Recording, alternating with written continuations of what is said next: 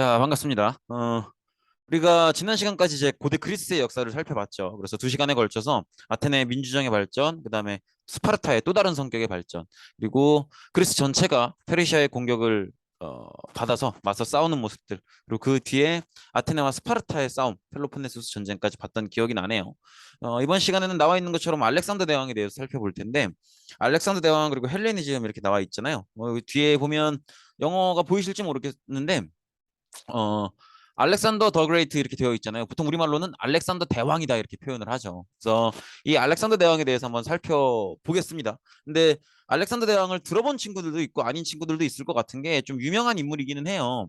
우리가 보통 인류 역사에 3대 정복자 하면 보통은 누굴 얘기하냐면 우리가 중국 사태 배웠던 징기스칸, 태무친, 몽골 제국을 건설했던 그 사람을 얘기 많이 하고 그거보다 앞서서 얘기하는 게 뭐 이 인물이에요. 알렉산더 대왕. 그다음에 이제 나중에 우리가 배울 나폴레옹 그렇게를 얘기를 많이 하죠.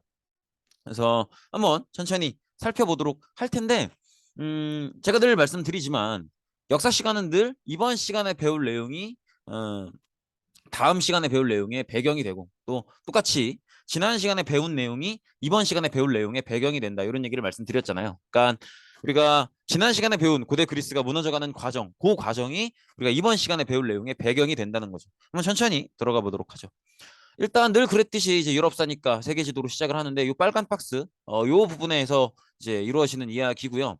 이 알렉산더 대왕이 차지했던 영토는 세계 지도에 비춰보면 한 요 정도 됩니다. 어마어마하죠. 이게 어느 정도 넓인지를 보면 음 이게 또 저도 이게 지도 크기를 세계 지도에 맞춘다고 되게 노력을 많이 했어요. 그래서 지금 우리나라가 이 정도니까 우리나라 지금의 우리나라 남북한 합친 거랑 비교해봐도 어마어마하게 넓은 영토를 차지했었다는 걸 알 수가 있죠. 그래서 이 알렉산드로스 대왕 시절에 이 영토를 보고 계신데 굉장히 어마어마한 영토를 점령했었다라는 걸 볼 수가 있죠. 그래서 보통 알렉산더 대왕의 알렉산더 제국 뭐 이렇게 얘기를 많이 하죠. 천천히 보도록 하죠. 일단 우리가 앞서서 봤던 것처럼 고대 그리스 세계가 분열되고 있죠. 그래서 그리스 폴리스들끼리 대규모로 전쟁을 치르는 그런 모습을 봤었죠. 혹시 누구와 누구와의 전쟁이었어요? 아테네와 스파르타의 전쟁. 이 전쟁 이름을 뭐라고 불렀었죠? 그렇죠. 펠로폰네소스 전쟁. 이 전쟁을 통해서 누가 이겨요? 스파르타가 이기게 되죠. 스파르타가 잠시 동안 그리스 세계 전체를 지배하게 되는데 스파르타의 지배 방식을 많은 그리스인들이 싫어했죠. 그래서 결국에는 스파르타의 지배에 대해서 또다시 반발이 있게 되고 그 뒤로는 그리스 폴리스들끼리 서로 치고받고 싸우면서 모든 그리스 폴리스들이 다 약해지는 그런 모습을 우리가 봤었죠. 그리고 그 틈을 타서 아마 기억하실지 모르겠는데 마케도니아라는 나라의 필립 왕이 그리스 세계를 정복하게 됩니다. 그래서 마케도니아라는 나라가 그리스 세계 전체를 차지하고 지배하게 됐던 거죠. 그리고 우리가 오늘 배울 알렉산더 대왕은 바로 이 필립 왕의 아들입니다. 그래서 필립 왕의 아들인 알렉산드로스가 새롭게 즉위를 하게 됩니다. 그래서 이제 알렉산더 대왕이 즉위를 하게 되는데 기원전 334년에 동방원정을 시작한다고 하잖아요. 그러니까 이게 사실은요, 알렉산드로스도 아버지의 뜻을 받은 거예요. 무슨 얘기냐면, 그리스 세계가 치고받고 싸우던 말던 마케도니아가 그냥 가만히 있을 수도 있었을 거 아니에요. 근데 마케도니아의 필리방이 왜 나섰냐면, 마케도니아 필리방한테는 목적이 있었어요. 어떤 목적이냐면, 그리스 세계가 페르시아한테 대규모로 침략을 한번 예전에 당했었죠. 물리쳐냈지만. 그래서 마케도니아 필리방의 생각은 뭐냐면, 그리스 세계를 자기가 한 번 더 쫙 합쳐서 다 이제 통일을 해서 그 힘을 모아서 페르시아에게 반격을 하겠다. 이게 마케도니아 필립 왕의 계획이었어요. 뜻이었고. 근데 이제 필립 왕은 그러면 두 단계일 거 아니에요. 일단 그리스를 통합할 것, 그 다음에 힘을 모아서 페르시아를 반격할 것. 이게 이제 두 단계로 이루어지는 계획을 갖고 있었던 건데 필립 왕이. 그런데 필립 왕은 여기서 1단계까지만 하고 이제 죽은 거죠. 그래서 그리스를 다 정복하는 그 단계까지만 하고 자기 뜻을 아들한테 넘기고 그럼 아들은 이미 그리스 세계를 마케도니아가 다 통합해 놓은 정복해 놓은 그 상태에서 즉위를 하게 된 거고 아버지의 뜻을 받아서 이걸 아버지의 뜻을 이어가기 위해서 그리스의 통합된 힘을 모아서 동방원정을 시작하는 건데 이 동방원정은 동쪽으로 공격을 가니까 동방원정이라고 하는데 결국 목적지는 어디가 되겠어요? 이 동방원정의 목적지는 페르시아가 된다는 거죠. 은근히 페르시아가 많이 등장을 하죠. 그래서 페르시아를 다 정복을 마치고 나서 그 힘을 몰아서 사실은 좀 더 나가요. 그래서 약 10년 만에 유럽, 뭐 서아시아, 아프리카에 걸친 거대한 제국을 건설하게 됩니다. 알렉산더 대왕은 굉장한 전략가로 알려져 있고요. 그래서 이 사람이 아마 20대 초반에 왕위에 오르는 걸로 아는데 굉장히 빠른 시간 안에 이제 이렇게 거대한 제국을 정복하는 데 성공하게 되는 거죠. 그래서 이 사람은 또 특징이, 왜 우리도 가끔씩 그런 친구들 있죠. 이제는 많이 없는데 예전에는 어디 이렇게 놀러 가면은 놀러 간 데마다 이제 자기 이름 낙서해 놓고 이런 친구들 있잖아요. 뭐 그런 거 비슷하게 생각하시면 될 것 같아. 정복지마다 자기 이름을 딴 도시를 여러 군데 지었어요. 그래서 뭐 알렉산드리아라고 하는데 알렉산드리아라는 이름의 도시를 여기저기 지은 거죠. 자기가 정복하는 지역마다 이 도시를 건설해 놓고 여기다가 이제 그리스인을 이주시키고 또 그리스 문화를 전파했단 말이에요. 근데 알렉산드로스는 조금 일반적인 다른 그리스인들과는 달랐던 게, 다른 그리스인들은 그리스인이 다른 민족들보다 훨씬 우월하다고 생각을 했어요. 훨씬 더 잘난 인간들이라고 생각을 했지. 근데 알렉산드로스 생각은 조금 달랐어요. 서로 문화가 다를 뿐이지 얼마든지 다른 문화도 수준 있는 문화고 우리가 존중해야 되는 문화다 이렇게 생각을 했었고, 그렇기 때문에 이제 이 넓은 지역을 정복하고 나서도 그리스 문화와 현지 문화, 자기가 정복한 현지 문화를 좀 조화시키려고 노력을 많이 했어요. 근데 이게 굉장히 사실은 영리한 방법이죠. 그래서 이런 식으로 보시면 지금도 이집트는 당시에 알렉산더 대왕이 세웠던 이 알렉산드리아라는 도시 이름을 그대로 써요. 그러니까 여기도 알렉산더 대왕이 정복했던 지역 중에 하나라는 거죠. 이런 식으로 도시를 만들기도 하고 이런 도시를 만들어서 그리스인을 이주시키고 그리스 문화를 전파하는, 그래서 현지 문화와 그리스 문화가 조화를 이룰 수 있도록 하는 그런 모습을 많이 보였죠. 이거는 이제 알렉산드리아의 유명한 도서관이에요.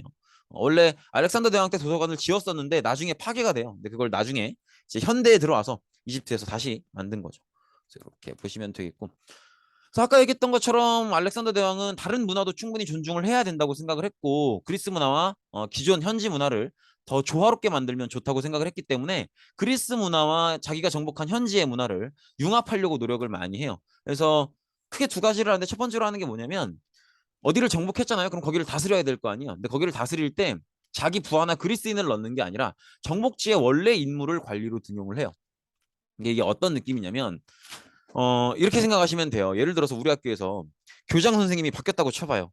교장 선생님이 바뀌었는데 여러분들이 그걸 어서 소식을 들었어. 그래서 그런가 보다 하는데 이제 바뀌었다는 소식을 듣고 다음날 학교를 갔어요. 학교를 갔는데 담임 선생님도 여전히 그대로 계시고 그리고 교과 선생님들도 여전히 똑같은 분들이 들어오세요. 별로 일상이 바뀌는 게 없잖아요. 그러면 그죠? 그럼 여러분들은 거기서 큰 변화를 느낄까? 아닐 거 아니에요. 그러니까 그런가 보다 할 거 아니에요. 그러면 거부감도 적겠죠. 그러니까 그런 걸 노리는 거예요. 그래서 정복지에 원래 살던 인물을 그대로 관리로 계속 씀으로써 사람들이 물론 이 지역을 정복당했지만 그 사람들 입장에서는 정복당했지만 그래도 별 변화가 없다고 느낌으로써 별 거부감을 안 느끼게끔 하는 거죠. 이런 정책을 쓰기도 했고요. 그다음에 요게 이제 문제가 돼요. 그리스 병사를 정복지 여성과 결혼을 시켜요. 이게 사실은 두 개의 문화가 조화를 이루는 가장 좋은 방법은 역시 뭐겠어요? 어, 서로 사랑을 하는 거죠. 그래서 연애하고 결혼하고 이게 두 개의 문화가 서로 이제 잘 가장 아름답게 조화를 이루는 방법이라고 생각을 했기 때문에 그리스 병사들을 자기가 정복한 정복지 현지 여성들과 결혼을 시키는데, 이게 문제가 뭐냐면 이걸 병사 입장에서 생각을 해봐야죠. 사실은 우리가 그렇잖아요. 어디 가족들이나 친구들이랑 조차고 놀자고 여행을 가도 이게 2일 3일 되면 피곤하거든요. 집에 가고 싶고. 근데 이 사람들은 전쟁하러 온 거잖아요. 그리고 보세요. 약 10여 년 만에. 그러면 지금 알렉산더 대왕을 따라서 원정을 나온 병사들은 벌써 십몇 년째 전쟁을 하고 있는 거예요. 그럼 내가 20대 초반에 나왔으면 벌써 30대 중반이라고. 이래 되시겠죠. 그러면 이 사람들 머릿속에는 앵간치 정복을 다 했어. 그러면 뭐밖에 없겠어요. 무슨 생각밖에 안 하겠어. 여러분들도 5교시 6교시 넘어가면 머릿속에 무슨 생각밖에 없어. 집에 가고 싶다. 집에 가고 싶다. 이 생각밖에 없을 거 아니야. 그러니까 그리스 병사들도 알렉산더 대왕이 어느 정도 정복을 마치고 나서는 병사들도 이 정도면 되지 않았나? 집에 가고 싶다. 이 생각을 계속 하는 거예요. 그러면 집에 가도 된다. 복귀하자. 이 명령만을 기다리고 있는데 웬걸? 정복지 여성이랑 결혼을 하래요. 그러면 이 얘기는 뭐예요? 더 이상 전쟁을 할 것도 아니긴 하지만 너보고 집에 가지 말라는 거죠. 여기 살라는 거잖아요. 그러면 뭐 물론 어쩌다가는 그 정복지 여성과 진정한 사랑에 빠지는 사람도 있겠죠. 하지만 대부분은 정복지 여성이 내 마음에 들고 안 들고를 떠나서 집에 가고 싶은 마음이 굴뚝 같은데 여기서 살라고 하니 너무 싫겠죠. 그래서 사실 이런 것들이 막판에 알렉산더 대왕이 이제 부하들에게 좀 신망을 잃는, 인기를 잃는 그런 요인이 되기도 해요. 그래서 심지어 알렉산더 대왕은 굉장히 많은 살해 위협에 시달리기도 해요. 굉장히 많은 암살 위협에 시달리기도 하고. 그래서 이런 정책들을 보여주는데 어쨌든 결과적으로는 알렉산드로스 대왕이 굉장히 빠른 나이에 죽어요. 30대 초반에 죽습니다. 저보다도 어린 나이에 죽게 되는데, 그러니까 참 짧고 뜨겁게 살다 간 거죠. 굉장히 짧은 시간 안에 어마어마한 제국을 건설해 놓고 젊은 나이에 죽었으니까. 근데 이제 이 나라가 너무 컸기 때문에 결국에는 본국이었던 원래 알렉산드로스 대왕의 원래 나라였던 마케도니아와 그다음에 시리아, 이제 서아시아 지역이죠. 시리아, 그다음에 이집트 이런 식으로 분열이 돼요. 그래서 지도를 통해서 보면 요렇게 되는데 여기가 이제 원래 본국이었던 마케도니아고 원래 여기서 출발해서 그리스 세계 차지하고 그다음에 요렇게 갔던 거죠. 그다음에 여기까지도 정복을 했던 건데 이제 시리아, 이집트 이렇게 알렉산더 대왕이 죽고 나서 알렉산더 대왕의 제국 전체가 이렇게 셋으로 나눠지게 됩니다. 그리고 이 세 개의 나라들은 모두 나중에는 로마에게 멸망을 하게 됩니다. 로마의 역사는 우리가 뒤이어서 보게 될 거예요. 그렇고 근데 여기서 우리가 새롭게 생각을 해야 되는 게 보세요. 알렉산더 대왕이 동방 원정을 해서 어디를 정복한 거예요? 결국은 페르시아를 정복한 거죠. 페르시아를 정복한 건데 보시면 지도를 보시면 거의 겹쳐지는 걸 볼 수 있죠. 결국 알렉산더 대왕이 정복한 땅은 페르시아예요. 근데 페르시아는 그리스 문화랑 많이 다르단 말이에요. 그러니까 쉽게 생각하시면 그리스 문화는 서양 문화라고 보시면 되고 페르시아 문화는 동양 문화권이라고 보시면 돼요. 그러니까 동방원정이라고 하지. 근데 알렉산더 대왕은 페르시아 지역을 정복하고 나서 어땠어요? 그 지역을 막 가혹하게 통치한 게 아니죠. 그 지역의 문화를 존중해주고 나아가서는 그리스인들을 이주시키고 그리스 문화를 집어넣음으로써 원래 그 자기가 정복한 지역의 페르시아 문화와 자기가 데리고 온 그리스 문화가 조화를 이루길 바랬죠. 또 그렇게 해서 만들었던 도시가 알렉산드로스. 그러니까 알렉산드리아고. 그렇죠. 그래서 이렇게 알렉산드로스가 바랬던 대로 자기들이 정복한 페르시아 문화와 그다음에 자기들이 데리고 온 그리스인들의 그리스 문화가 이 알렉산더 대왕이 지배하는 요 시기에 조화를 이루기 시작하는 거죠. 그래서 그리스 문화와 이 페르시아 문화를 동양 문화라고 해서 오리엔트 문화라고 해요. 그래서 이 두 개의 문화가 융합을 하게 되는데 그러니까 합쳐지는 거죠. 근데 요게 이제 헬레니즘 문화를 형성하게 되는 거예요. 그래서 이렇게 쉽게 보시면 그리스 문화와 페르시아권의 오리엔트 문화 이 두 개를 합친 게 헬레니즘 문화예요. 그래서 이 헬레니즘 문화가 형성되었다는 게 너무 중요하거든요. 너무 중요하기 때문에 꼭 반드시 알아두셔야 돼요. 그래서 알렉산드로스의 헬레니즘 문화 꼭 기억을 하시길 바랍니다. 이게 또 왜 중요하냐면 이 헬레니즘 문화가 어디까지 영향을 끼치냐면 인도를 넘어서 동남아시아를 넘어서 중국을 넘어서 우리나라 일본에도 영향을 끼쳐요. 사실은 불교 문화도 그래요. 불교 문화도 원래는 부처님을 불상으로 표현하지 않았어요. 그 부처님이 타고 다니는 수레바퀴나 부처님이 수행하셨다는 보리스 나무나 아니면 부처님의 발바닥 이런 걸로 표현을 했었는데 그리스는 인간 중심 문화잖아요. 그러니까 이 그리스의 인간 중심 문화가 오리엔트의 문화와 합쳐지면서 오리엔트 동양권 문화도 신을 사람 모양 그대로 표현하는 그런 문화가 생기기 시작했단 말이에요. 그게 인도로 가면서 간다라 문화가 되고 그게 이제 우리나라까지 영향을 미치면서 이제 부처님의 불상을 만드는 문화가 생기기도 해요. 어쨌든 뭐 이걸 다 기억할 뭐 우리나라에 어떤 문화적 영향을 끼쳤는지 뭐 불교 얘기 이런 걸 다 기억할 필요는 없지만 요거만큼은 반드시 기억을 하셔야 돼요. 헬레니즘을 아시는 게 너무 중요합니다. 서양과 서양의 그리스 문화와 동양의 오리엔트 문화가 조화를 이루는 헬레니즘 문화가 이때 생겨나서 그 이후에도 꾸준히 아시아 전체에 영향을 끼치게 된다라는 걸 꼭 기억을 해 두셔야 됩니다. 이렇게 보시면 되겠고 그다음에 이제 헬레니즘 문화를 천천히 보면 기본적으로 세계 시민주의를 바탕으로 하고 있어요. 이걸 이제 코스모폴리타니즘 이렇게 얘기하기도 해요. 어, 제가 철자를 맞게 쓸 수 있을지 모르겠지만 코스모 폴리타니즘 뭐 이렇게 쓰기도 하는데 그러니까 세계 시민주의라는 건 뭐냐면 이런 거예요. 우리가 뭐의 반대라고 생각하시면 되냐면 공동체주의 반대라고 생각하시면 돼요. 공동체주의, 공동체 의식 이런 말 들어봤던 적 있지 않아요? 공동체주의가 발전했던 건 고대 그리스였었죠. 고대 그리스. 고대 그리스에서는 우리를 되게 강조했단 말이에요. 우리 폴리스. 그죠? 우리 아테네, 우리 스파르타 이런 식으로 우리 폴리스. 그다음에 우리 그리스. 그래서 다른 폴리스랑 싸울 땐 우리 폴리스, 우리 공동체 이걸 되게 강조하고 또 페르시아 같은 다른 완전히 다른 민족이랑 싸울 땐 우리 그리스, 우리 서로 다른 폴리스지만 우리 그리스 이 우리를 되게 강조했단 말이에요. 근데 사실 우리가 우리를 가장 강조할 때는 언제예요? 우리는 다 대한민국이죠. 우리가 대한민국이라는 사실을 가장 가슴 깊이 깨달을 때는 언제예요? 가장 가슴 깊이 느낄 때 스포츠죠 뭐 우리가 한일전을 한다든지 그죠? 이럴 때 우리는 대한민국 막 이걸 되게 세게 느끼잖아요. 그러니까 마찬가지로 다른 나라와 뭔가 경쟁이 있을 때 우리는 우리라는 공동체 의식을 가장 강하게 느낀단 말이에요. 그래서 그리스인들도 그리스 외부의 다른 민족인 페르시아와 부딪힐 때 우리는 그리스다라는 민족의식을 강렬하게 느꼈던 거죠. 그런데 이제는 그 페르시아를 다 정복을 했어요. 이제 웬만하면 주변 지역은 다 정복했어. 그래서 알렉산드로스 대왕 때는요, 주변 지역을 거의 다 정복했기 때문에 이제 마땅히 눈에 거의 적이 보이지 않아요. 그래서 나 아닌 다른 존재가 없다라는 거지. 우리 아닌 다른 존재가. 우리 아닌 다른 존재가 없으면 다른 존재와 어떤 갈등하고 경쟁할 일이 잘 없기 때문에 우리라는 의식도 조금씩 희미해지기 시작해요. 그러면서 우리가 중요한 게 아니라 그럼 우리가 중요하지 않으면 뭐가 중요하겠어? 내가 중요해지는 거예요. 세계 시민주의는 사실 그렇잖아요.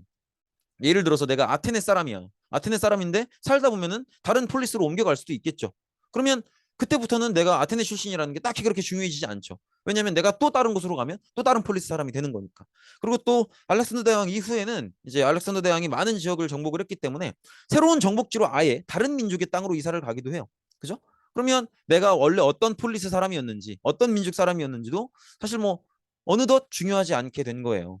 그래서 내가 어느 소속인지를 중요하게 여기지 않고 그보다는 내가 나 자신이라는 걸 중요하게 여기는. 그래서 나는 어느 나라에 소속된 사람이기보다는 그저 이 세계의 한 사람의 시민일 뿐이다라는 걸 강조하는 게 세계 시민주의예요. 그래서 공동체보다는 개인의 행복을 추구하는 개인주의를 좀 강조하는 그런 경향을 보이죠.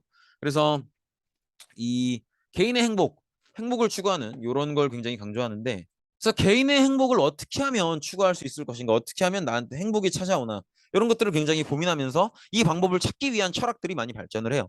그래서 첫 번째로는 이런 것들, 스토아 학파. 스토아 학파는 행복을 찾으려면 욕심을 버려야 된다 그랬어요. 그게 이제 금욕이에요, 금욕. 그래서 뭐라고 얘기를 했냐면 사람이 뭔가 마음이 괴로운 이유는 욕심이 있기 때문이다라는 거예요. 그래서 내가 갖고 싶은 게 있는데 그걸 못 가질 것 같으니까. 그러니까 괴로워하는 거다. 그래서 사람이 모든 욕심을 버리면 내가 불안할 것도 없기 때문에 내가 못 가질까 봐 불안해하는 건데 불안해할 것도 없기 때문에 이렇게 욕심을 버릴 수 있다. 이렇게 얘기하는 거죠. 이게 바로 스토아 학파입니다. 그다음에 에피쿠로스 학파는 정신적 쾌락을 추구하는데 여기서 쾌락이라고 하는 게 막 술 먹고 놀고 이런 얘기를 하는 게 아니에요. 여기도 비슷한 얘기를 하는 거예요. 비슷한 얘기를 하는 건데 에피쿠로스 학파의 생각에는 마음을 가장 힘들게 하는 건 공포라고 생각을 했어요. 그래서 마음이 평안하고 안정되어 있어야 행복을 느낄 수 있다라고 봤던 거죠. 그래서 마음의 평안을 얻기 위해선 정신적으로 이렇게 뭔가 좀 편안한 생각을 해야 되고 그런 생각을 열심히 했죠. 그래서 스토아 학파와 에피쿠로스 학파 이런 학파들이 이제 헬레니즘의 어떤 세계시민주의적 개인주의적인 철학을 강조하는 모습을 보인다. 그래서 스토아 학파의 금욕주의, 에피쿠로스 학파의 정신적 쾌락 이런 것들을 꼭 중요하게 생각을 해주시기 바랍니다. 그다음에 이제 자연과학도 많이 발전을 하는데 여기서는 그래도 중요한 인물들, 그러니까 유명한 사람들이에요, 워낙. 그리고 상식 차원에서 알아야 되는 사람들이기 때문에 꼭 기억을 해주시면 좋을 것 같아요. 기하학에서는 유클리드라는 인물이 나타나서 이제 많은 업적을 남기는데 기하학이 뭔지 혹시 아세요? 기하학은요. 왜 우리 수학 시간에 도형 이용하는 그런 내용들 많이 배우죠. 뭐 삼각형 뭐 아니면 뭐 피타고라스의 법칙 뭐 이런 것들. 그런 도형을 이해하는 수학이 기하학이죠. 근데 이 기하학이 왜 중요하냐면 사실 숫자는요. 우리가 사람들끼리 약속한 거잖아요. 두 개는 2, 세 개는 3 이런 식으로 사람들끼리 약속한 건데 도형은 눈에 보이죠. 그래서 수의 관계를 도형으로 표현할 수 있어야 진짜 수학이라고 생각을 했어요. 옛날 사람들은. 그게 아주 틀린 얘기도 아니고. 그렇기 때문에 이제 유클리드가 이 수학의 가장 근본적인 방향 중에 하나인 기하학을 이제 어, 정리를 하죠. 그래서 기하학의 유클리드가 굉장히 유명하고 그다음에 혹시 그런 말 들어본 적 있는지 모르겠어요. 유레카라는 말 들어본 적 있어요? 그래서 부력의 원리를 발견한 사람이 바로 수학, 물리학 이 분야에서 활약한 아르키메데스라는 인물이죠. 이 인물이에요. 아르키메데스. 사진을 좀 제대로 볼까요? 아르키메데스가 또 유명하고요. 그래서 유레카가 너무 유명하죠. 음, 유레카. 유레카가 너무 유명하고요. 그 다음에 예술 조각으로 뭐 밀로의 비너스, 라오콘 군상 이런 것들이 유명합니다. 어, 그리고 이 이후에 헬레니즘 문화는 로마에서 계승이 되고요. 나중에 유럽 문화의 발전에 굉장히 많은 영향을 끼치게 된다. 이렇게 보시면 되겠죠. 왼쪽에 있는 게 밀로의 비너스고요. 오른쪽에 있는 게 라오콘 군상인데 굉장히 역동적인 조각 모습을 볼 수 있죠. 그리고 밀로의 비너스 같은 경우에는 저는 처음에는 빌로가 작가 이름인 줄 알았는데 그게 아니고요. 밀로라는 섬에서 밀로스라는 섬에서 발견이 됐다고 해요. 그래서 밀로의 비너스라고 이름을 붙였다고 합니다. 네. 이 섬 되게 아름답다고 해요. 나중에 뭐 여러분들 어른 되시고 나서 기회가 되시면 한번 해외여행 가보시는 것도 나쁘지 않을 것 같아요. 자, 어쨌든 그렇습니다. 네, 여기까지 하겠습니다. 고생 많으셨습니다.